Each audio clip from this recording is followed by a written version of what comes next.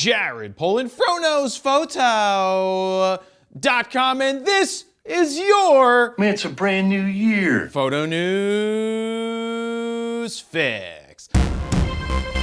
This fix is brought to you by Storyblocks, which has been an invaluable asset for us for well over 10 years at this point. 10 years! I mean, where do you think the Madeleine K photo came from in the first place? Storyblocks. Yep, Storyblocks gives you unlimited access to royalty-free photos, videos, music, sound effects, vectors, motion backgrounds, and so much more. On top of that, they recently launched a Storyblocks plugin for Adobe Premiere Pro that allows you to search all of Storyblocks right from Premiere. This is such a time saver for my editors. We pretty much use something from Storyblocks in every video that we make. In fact, in celebration of the new year, here's a clip of a woman working out in her home just because I didn't want to get canceled or told that I was fat shaming or not body positive. To sign up for Storyblocks or to learn more, head on over to storyblocks.com/fro. First up, Happy New Year and welcome back.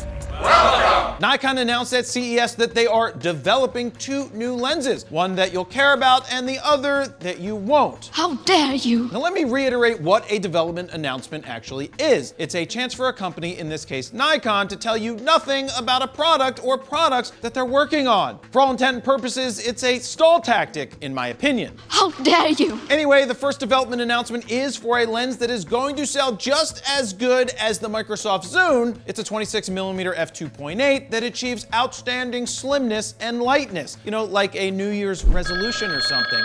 Phone call. I wonder who that could be. Hello? How dare you! It's Greta Thunberg with Nikon PR. How dare you! Happy New Year. Shut up! I wrote that press release, you fuzzy-haired, talentless. Are you at the Fro Factory right now? No, I'm not at the factory right now. Because if I find out you are, watch out! If you have any questions, you can email me back at littledickenergy@nikonusa.com. Goodbye. Anyway, there's no way she can find me. And the second lens, which shouldn't come as a surprise to anyone, being that it has been on the roadmap for a couple years now, is the 85 1.2. Now, from the photo, it looks like they did away with the OLED display, which I've always said is a waste of space and money, and it looks like Nikon agrees. We got to get paid. The only info we have from Nikon from the press release is it realizes both superior rendering performance and large, beautiful bokeh. It expands possibilities for users capturing portraits in areas such as weddings and fashion. Duh. So here's the thing, I use this lens, but I can't tell you anything about it yet. I can't share specs, price, release date, or the smell, but I do want to share this image. I mean, isn't it amazing? Just look at it. It's pretty sweet, right? Right. Now here's what I can say. If you're a Nikon Pro, put a few bucks aside right now and order this lens as soon as it's announced. They only made a dozen of these. Because you're gonna want it. Next up, Panasonic has announced two new cameras, the S5 II and an S5 VIII. Phone call. I wonder who that could be. Hello? How dare It's you. Panasonic PR. Greta, is that you? Yes, you idiot! Nikon doesn't pay me enough, so I need to secure a second job. You idiot, it's not the S5 VIII, it's the S5 IIX. But Greta, when you have a Roman numeral 2 before the X, you subtract. Thus, 10 minus 2 is 8. The S5 VIII. How dare you! You've got a good point. Goodbye. I get it. Some people will say that it's not Roman numeral 8 because it should go the other way, XIII. But in this case, I actually Googled it. It says that I can be right that it is the S5 VIII. Anyway, S5, whatever's you want to call it, pack a newly developed 24.2 megapixel full frame sensor, as well as a new imaging engine. Oh my God. And can anyone guess what type of mount it has? That's right, an L mount, since it's part of the L-Mount Alliance. But the biggest change is the addition of phase detect autofocus. The Achilles heel of Panasonic has always been its continuous autofocus. In fact, when we did a real-world review out at the horse farm of the Panasonic S1, I really liked a lot about the camera, just not the continuous autofocus at the time. Now, adding Phase Detect AF is long overdue, but my big question is this: will it be better than Nikon's AF, or will it still fall short? The answer to that question is, I don't know. I wasn't one of the 87 influencers, yes, 87 influencers 87? Huey released this. that went to Japan a few months back because Panasonic took them there to play with the camera. Now, they probably didn't invite me because they don't think you guys deserve to know what I think about it, because I tell the truth. They can't control me. I say what I want. You will respect my authority!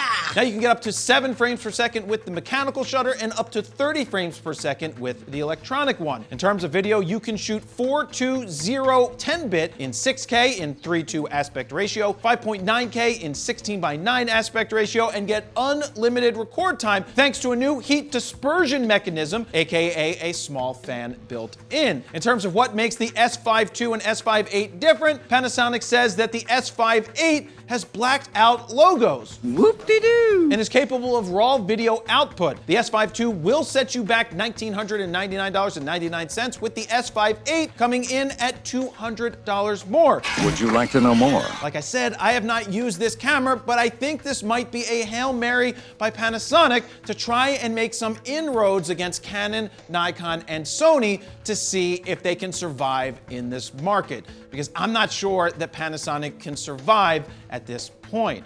But will it work? What do you guys think? Let me know down below. We'll be diving much deeper into not being invited to the Panasonic trip in Japan on the next FroKnowsPhoto Raw Talk, which comes out on Friday. If you didn't know, we have FroKnowsPhoto Raw Talk, which is a podcast that you can get wherever you get your podcasts, or go to froknowsphoto.com/podcast. And finally, it doesn't look like Nikon, Sony, or Canon dropped any new cameras at CES 2023, but Canon Rumors is reporting that Canon might be prepping to drop an R8 in about a month at CP+, which is in February. February. I still don't understand how it's spelled that way, but anyway. Now, Canon Rumors is claiming, now get this, that the R8 will fall between the R7 and R10.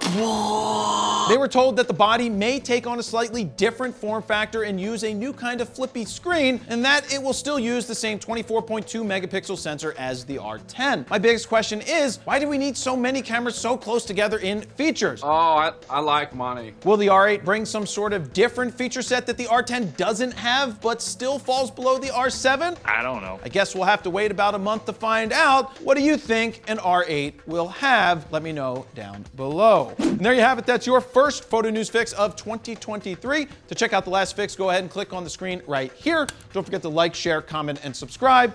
That's where I'm going to leave it. Jared Polin, FroKnowsPhoto.com. See ya.